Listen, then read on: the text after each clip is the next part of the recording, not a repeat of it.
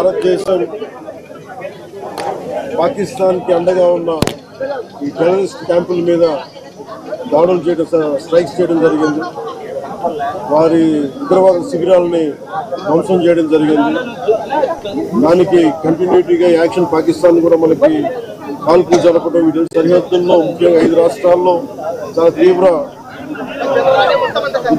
చాలా ఉద్విగ్నతతో కూడిన పరిస్థితులు ఏర్పడ్డాయి. ఆ క్రమంలో మన ఆంధ్రప్రదేశ్కి సంబంధించిన మురళీ నాయక్ కూడా అగ్నివీర్గా గత 2 సంవత్సరాలు 22లో వెళ్ళిన వ్యక్తి.